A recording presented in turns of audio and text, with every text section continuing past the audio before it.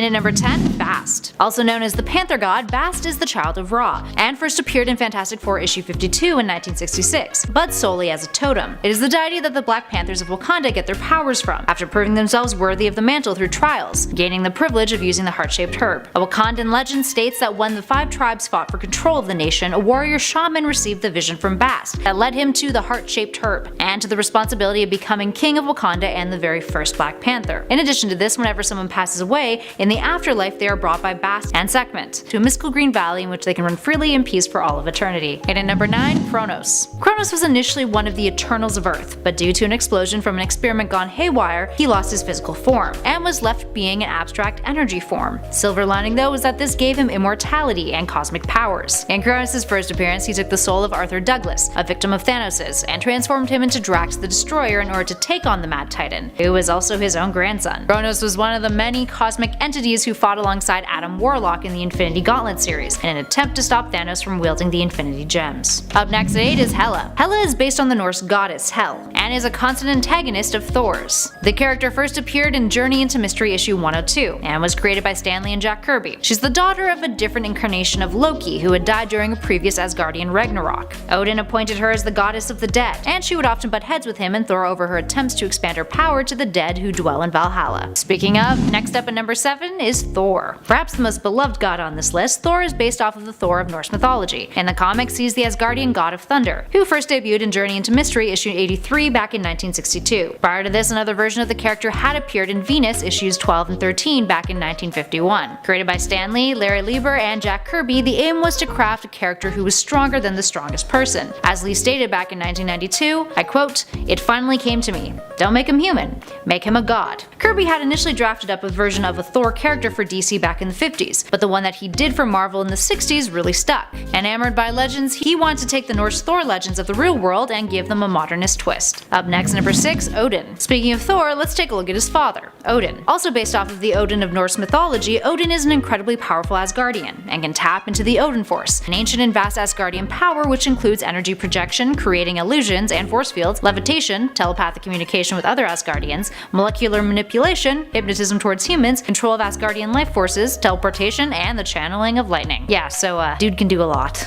Up next at 5, Eternity. Eternity is a wickedly cool abstract entity. Essentially every universe in the multiverse manifests itself as an anthropomorphic being known as Eternity. Eternity embodies Earth 616 reality, along with his sister Infinity. First appearing in 1965's Strange Tales 138, Eternity was the collective consciousness of all life, and was dependent upon it. Nowadays, Eternity rarely manifests himself, but when he does, it's because of an imminent threat to the universe, like when Thanos collected all of the Infinity Gems and imprisoned Eternity, proving that the entity isn't entirely omnipotent. That being said, Thanos ranked Eternity as standing above all other abstract entities. Hey, at least that's something to be proud of. And at number 4, Gaia. Gaia, an elder god, first appeared in Doctor Strange Volume 2, Issue 6 back in 1975, but under a different name, Mother Nature. A few months later, that name was changed to Gaia in Issue 4 of Giant-Sized Avengers. She possesses mystical powers of an unidentified nature, and appeared on Earth long before any life did. Her creation is due to the sentient biosphere known as the Demiurge, who made her at the dawn of life on Earth. Concerned with nature and evolution, Gaia has merged with Earth itself, although she often takes a humanoid form. She's also the mother of many other gods, and is often referred to as the Mother Goddess, birthing the likes of Thor after she and Odin mated. Gaia also has an interesting connection to our next number, in at 3, Set. Debuting in Marvel Future Volume 2, Issue 6, Set is also an elder god,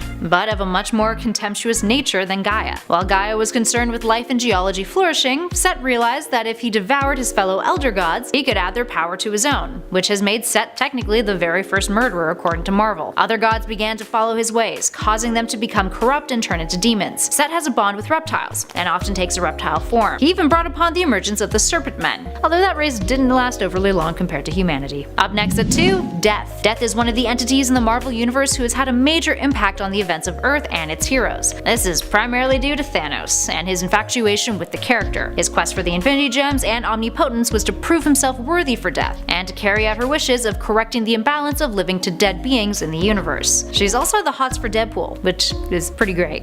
Aside from her history with Earth, Death is the embodiment of decay and destruction, and was born along with the universe itself. She has no true form, but often manifests as a hooded human skeleton, and she lives in the realm of death, a place inaccessible to the living. She first appeared in Captain Marvel issue 26 back in 1973. And last but not least, in at number 1, Galactus. Galactus. Despite not being the most powerful entity on this list, Galactus is arguably the most prominent. The first minus the Asgardians to come to mind when you think of Marvel and gods. In 1966, Stan Lee and Jack Kirby collaborated on a new antagonist to add to their incredibly successful flagship title, Fantastic Four. The idea was to craft a character that broke out of the current supervillain mold. According to Lee in an interview back in 1993, I quote, "Having dreamed up many powerful baddies, we felt the only way to top ourselves was to come up with an evildoer who had almost godlike powers. Therefore, the natural choice was some sort of demigod." And what about Kirby? Well, he dived into biblical inspirations for the character's design, describing Galactus and his angelic herald Silver Surfer as mythical figures, and noted that they were the first gods. Perhaps the most famous of the Marvel gods, Galactus was initially an explorer known as Galan of Ta, who existed prior to the Big Bang. When the Big Crunch occurred, he was bonded with Eternity, where he changed and gestated for 1 billion years before emerging. In order to sustain himself, he must devour planets for energy. This is when he created the Silver Surfer as a herald to find planets for him to devour, and how the character came upon Earth. Number 10. Wonder Woman. Diana Prince, the daughter of Zeus.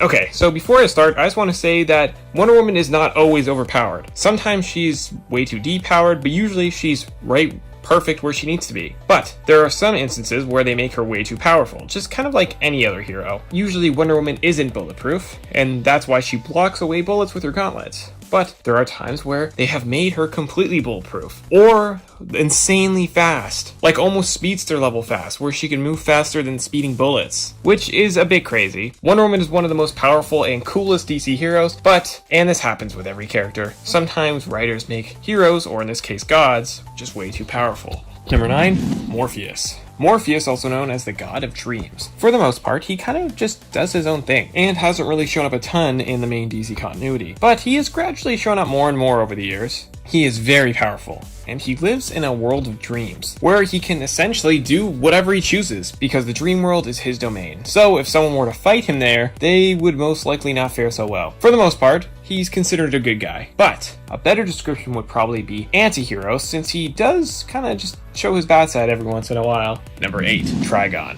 Good old Trigon. If you're a fan of Teen Titans, then you are well aware of who this guy is. He's the father of one of the founding members of the Teen Titans, Raven. Trigon is a villain that just seems to always come back, and that's probably because he is so freaking powerful. He can travel through dimensions, fly, has super strength, invulnerability, molecular reconstruction, mind control, telekinesis, telepathy, and pyrokinesis. I mean, the guy is stacked with powers. Maybe even has too many. It's a miracle that the Titans have been able to take him down at all. And he is so obsessed with making his daughter join him on the dark side. But luckily, he hasn't been fully successful on that dream yet. Number 7. Ra. Ra is not a god that all humans would know. Some do, but not all. That's because he's not one of Earth's gods. He is one of Krypton's. If you're wondering why that name sounds familiar, it's also because that is what the red sun of Krypton is named after. Also, Ra has been brought up multiple times over the years in the TV show Supergirl. I mean,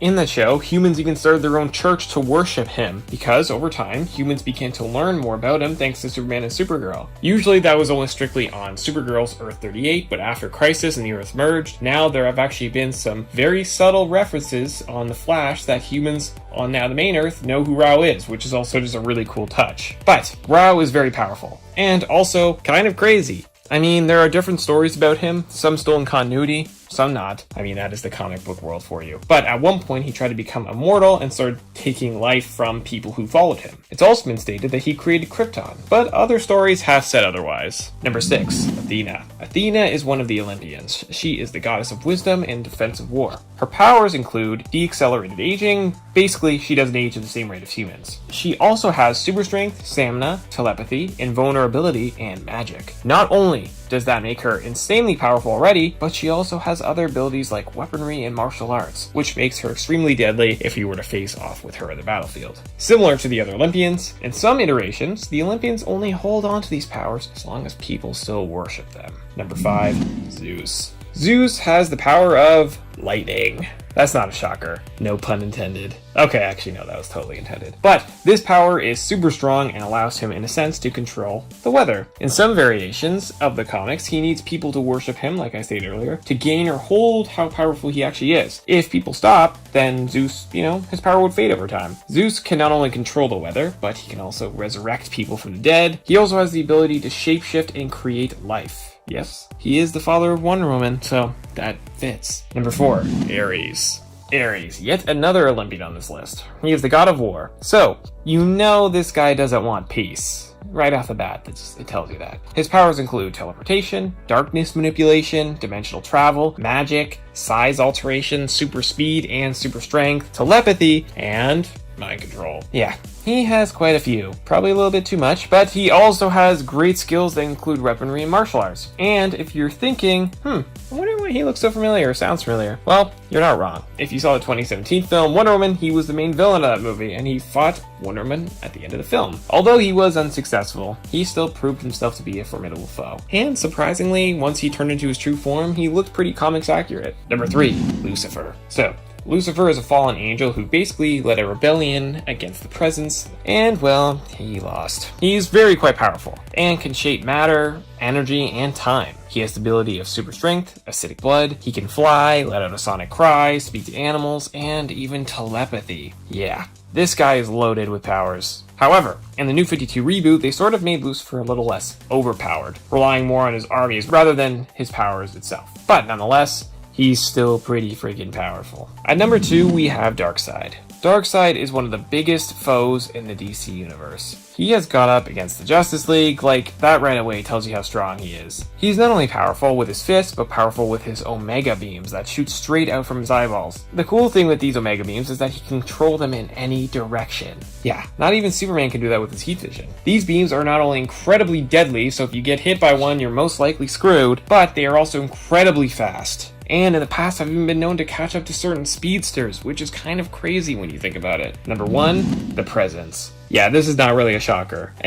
So if you don't know, the Presence is basically DC's versions of God, like the main god. The Presence is insanely powerful. Some say the most powerful thing in the entire DC universe. It can do anything. I mean, its powers are limitless. It gave the Spectre his powers, which, as you know, the Spectre is considered to be one of the most powerful beings as well. So, I mean, that makes sense once you realize where his powers actually came from. Similar to Spectre, if the Presence takes a human form, the human can die, but the Presence will live on. It can grant powers, resurrect anyone it chooses, and keep going into any host it chooses. If there was a DC, like kind of totem pole of the most powerful to the least, the Presence sits alone at the very, very top. In at 10, Hulk. Okay, we all know the Hulk, and we all love him. So much so that even suggesting that MCU Captain Marvel can beat MCU Hulk apparently deserves 2 years of hate, even if it was my second video. Thanks, Sasha. However, the Hulk has defeated a god, which is no easy feat. In the first Avengers movie, which is the time I'll be referring to, hence why it's at the top, because you're gonna be mad at me, Hulk beat Loki down so hard that even years later, come Thor Ragnarok, Loki was still scared of him, which is pretty damn awesome. You know the scene. It's iconic. Hulk picks up Loki, then smashes him around a million different ways. Actually, it's just one, by smashing him on the ground over and over again, but it's still hilarious and one of the best scenes in the entire MCU. Hulk beating down Loki is such an iconic moment now, and even before this, he punched Thor in the face and knocked him across the room, so it's safe to say that Hulk deserves to be on this list, even if it's the MCU version that I got hate for mentioning before.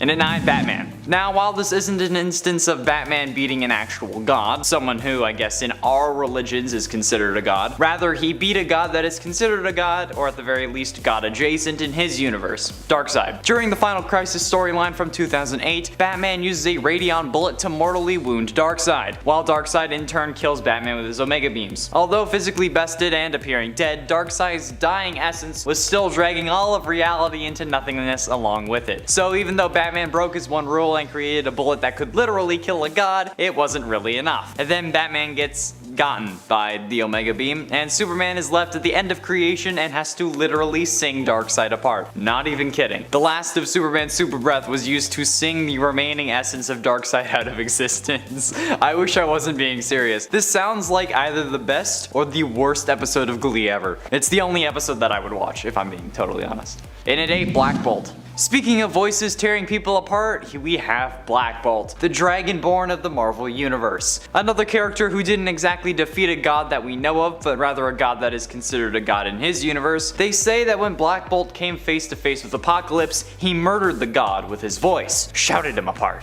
Actually, a simple sound was enough to do the man in. Black Bolt has also killed nearly all the Celestials and torn apart space-time with those damn pipes of his. Guess there's more to this tuning fork of a human than meets the eye, or I guess I should say say inhuman. I'd never want to get on this guy's bad side, especially like even if we just got into an argument. That would probably be the death of me. Like he would say something extremely controversial and I'd just be like, yeah man, totally. Yeah, just so I don't have to fight him. Or maybe I should say the death of me. No? Too much? Because like, you know, he'd explode my head with sound. So it would be the death of me, but I would also... Okay, moving on.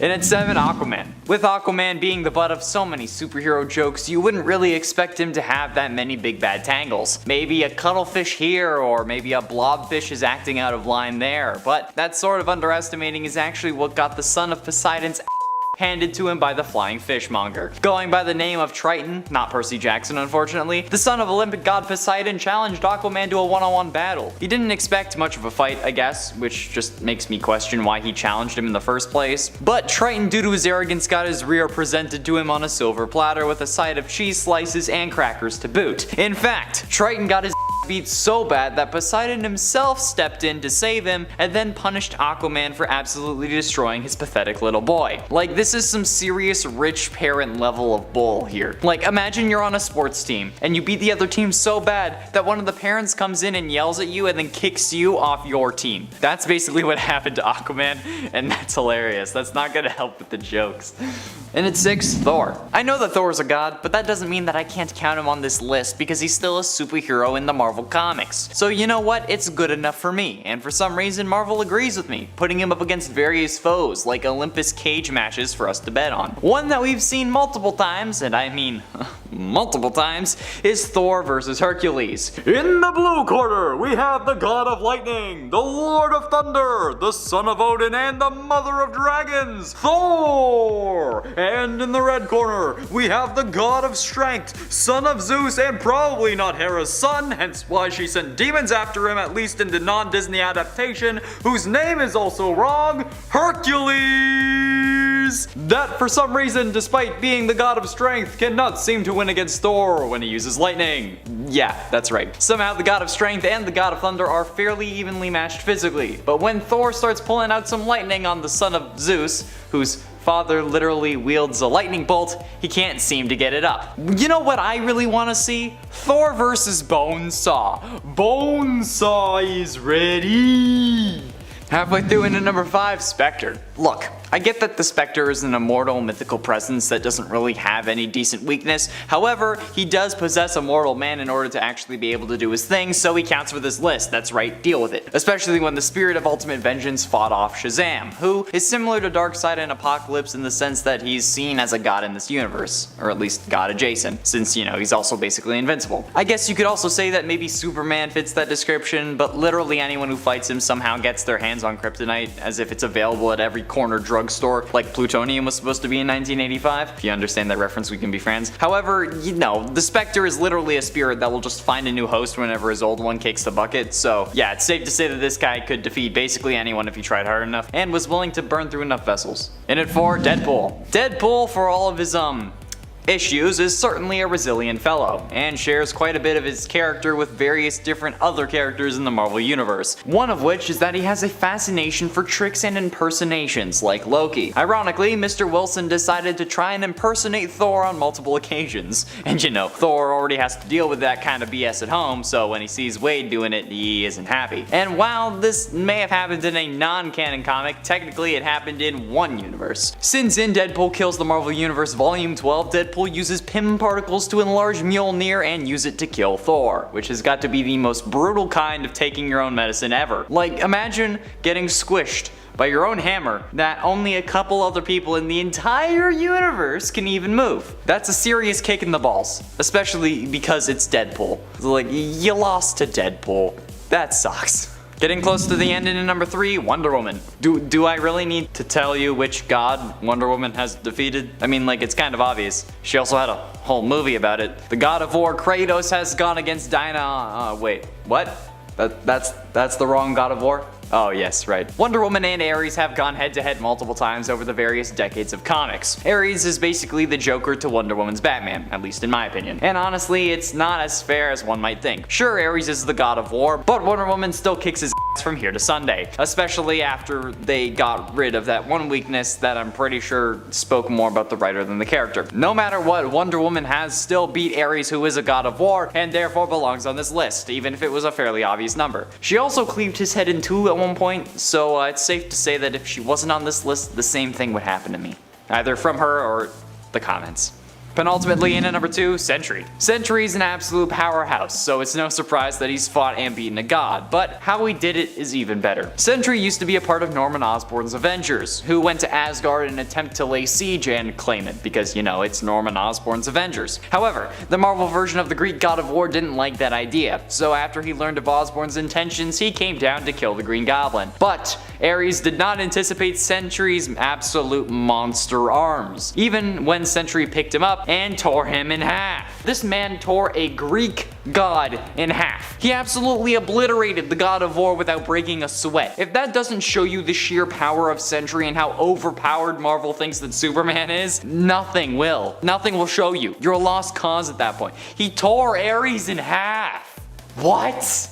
Finally, in at number 1, Superman. Superman is basically a god in the DC universe, like I said earlier, but not only is he near godlike in the DC universe, but he's also defeated multiple godlike entities across his decades of comic appearances, including Darkseid after withstanding one of his Omega beams, which is absolutely insane, and Doomsday, who, whenever he gets defeated, gets resurrected, and then cannot be killed in that same way. So you'd have to come up with new ways to kill him every time, which is freaking ridiculous, and eventually Doomsday will just become invincible and everyone will die. I'm just saying, okay? I'm just saying. Superman is also basically unkillable if the enemy plays fair, but let's be honest, when would they do that? They're bad guys. It's what they do. But assuming the world ends up running out of kryptonite, we're also all screwed. We saw what happened with Injustice. Imagine that, but no chance of stopping him, alright? Yeah.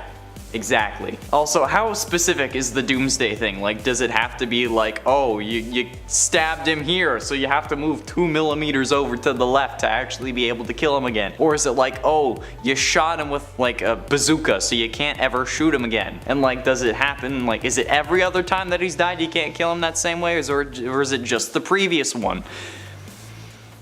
I don't know.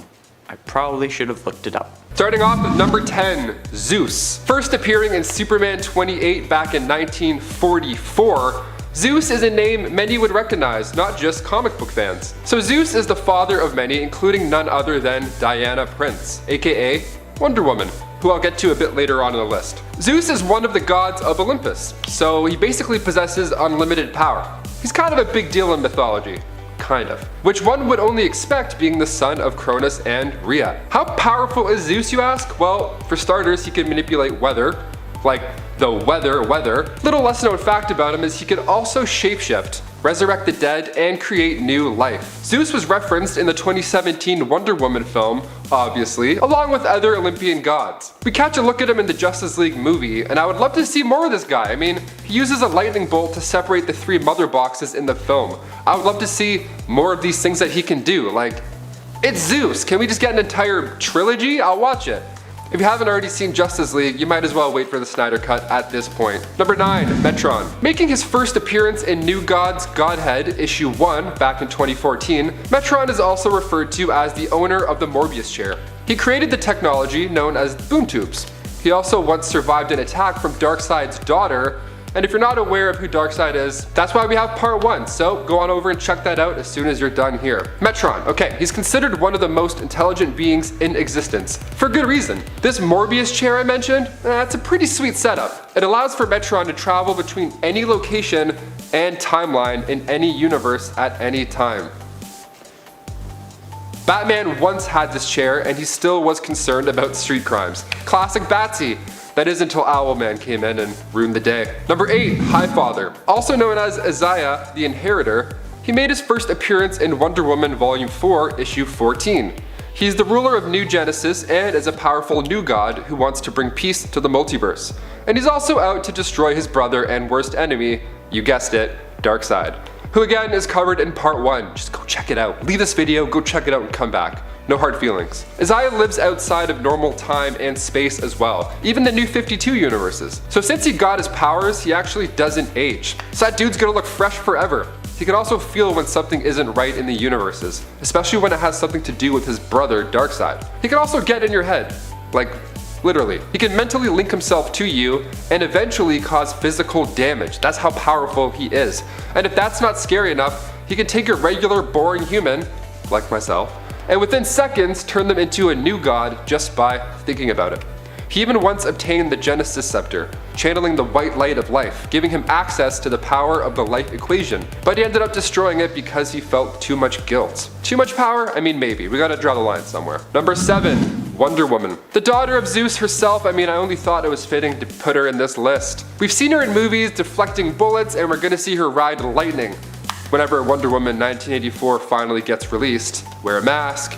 But just how strong is Diana Prince? The Queen of the Amazons was living a pretty chill life. That is until Steve Trevor, played by the oh-so-fine Chris Pine, ended up crash landing on the island Themyscira.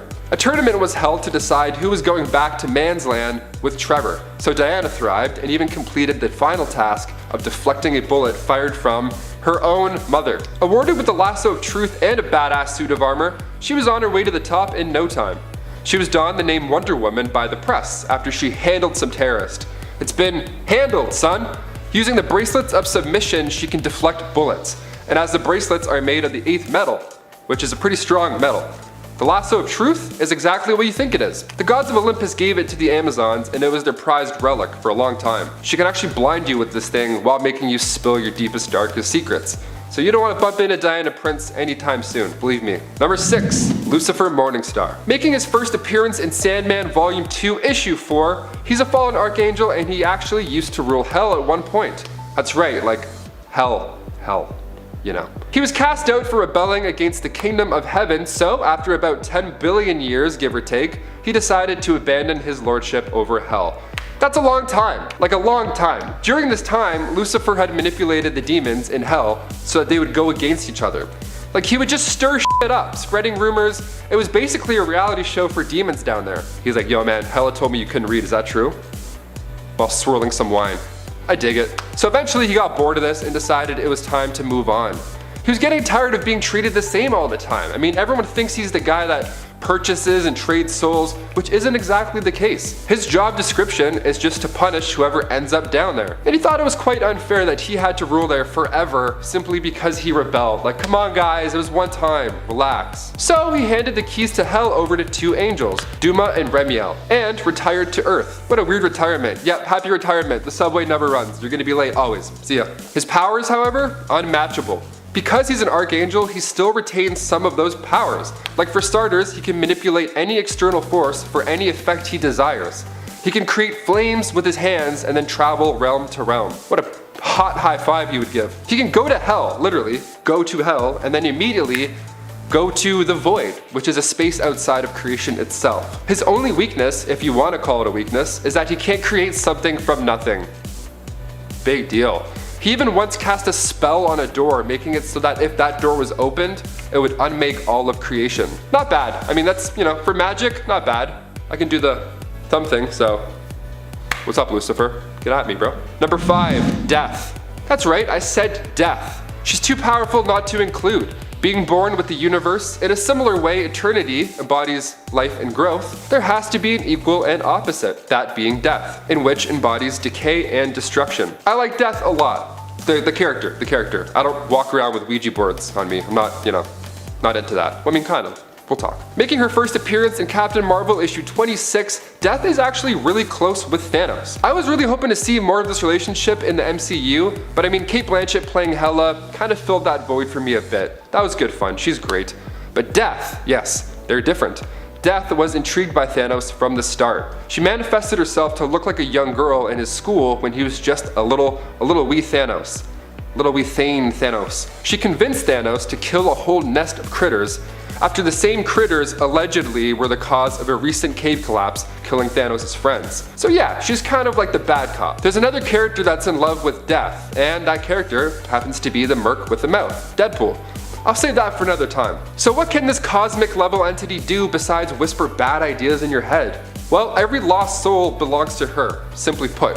She cannot die, obviously, as she's not really alive to begin with. In fact, Thanos and Gamora are the only ones that can actually see Death in her true form, except for when you're dying. Then you'll see her for sure.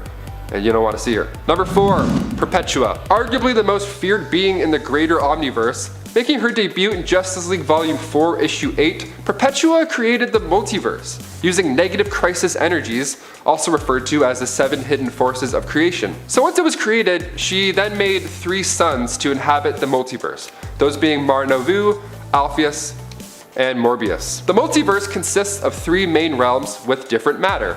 So Mar-Novu got the positive matter realm, Alpheus got the dark matter realm, and Morpheus the antimatter realm. Perpetua's role was already filled, being the creator, so now all she has to do was just make sure her children don't die. Infinite power, biofusion, molecular reconstruction, reality alterations, this chick has it all. She even once sent the Justice Society of America back in time. I would be crazy not to have her in this list. You gotta check out more of her. Number 3, Gaia. First appearing in Doctor Strange Volume 2, Issue 6, Gaia uses an unlimited amount of power drawn from the Earth. She's literally Mother Earth. So whenever you hear people say that, now you have a face to put along with it. So before any life on Earth was even created, Gaia is commonly referred to as the caretaker of evolution. She was actually the one who decided for the dinosaurs to become extinct. She's like, yeah, you with the long neck, get out of here. You're a bit too much. Stop eating my trees, plants. Stop eating my shit. Get out of here. Beat it. Thank you, Gaia. Thank you for all those terrifying giant spiders in Australia. Hey, if anyone watches this from Australia, go close your windows right now. I know you forgot to close one and you're gonna thank me later for it. No giant spiders today, sir. So, she can use all of the spiritual energy of every living being on Earth, seeing as she's part of the Earth's life essence. She of course can manipulate weather, so if you're acting like a dick, she can just hurricane your town up for a couple days until you cool off. Using the Allspeak, not the Allspark, don't even think about comparing them, she can speak in every language of the 9 realms. I barely passed grade 9 French, so I mean, it's pretty impressive. Number 2, SURTUR. We caught a glimpse of what this guy can do back in Thor Ragnarok, released in 2017, but what else is he able to do? I mean, who is this guy? Originally the ruler of Muspelheim, and as we saw briefly, the destroyer of Asgard. In the comics, SURTUR was destined to be part of Ragnarok, all along, using the Bifrost and the Twilight Sword. He's also the mortal enemy of Thor and his father Odin, who I'll get into a bit later on. So how strong is he though? Well, he possesses the power of 1,000 blazing suns. That's right, not just regular suns, blazing suns. What? He's 1,000 feet tall, give or take, and can even change sizes, so it doesn't even matter anyways. He of course has super strength, but here's the best part. Whenever he's reunited with the Eternal Flame, scratch that, whenever he's even close to the Eternal Flame's vicinity, his powers increase drastically. I mean, already this guy's fire powers are so strong, he could alter the Earth's temperature. Super hot fire, SURTUR spits that.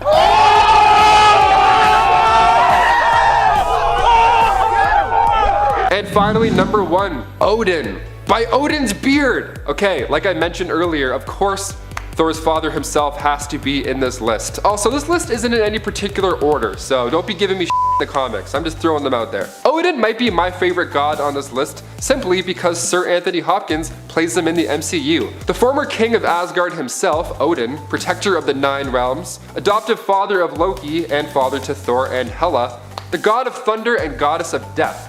Even us on Earth consider him the god of wisdom. I mean, Anthony Hopkins. Kinda makes sense. Not gonna argue it. Making his debut in Journey into Mystery number 86, Odin defeated Surtur when he was just a young lad. So his brothers had been killed by the fire beast, and then they gave their powers right to Odin. So from the start, this dude was shredded. He took away Thor's powers 3 times. 3. You think after losing that hammer the second time, you'd be like, alright, fine, I won't start any fights, you win. I wish we saw more of Odin in the MCU. I mean, hopefully we get to see a de-aged version with Anthony Hopkins kicking ass in a prequel, or even a flashback. I would settle for a nice, juicy flashback in Thor Love and Thunder. They're so good at de-aging over there. Besides Peggy Carter, they nail it. CGI mouth, I don't know, didn't work for me.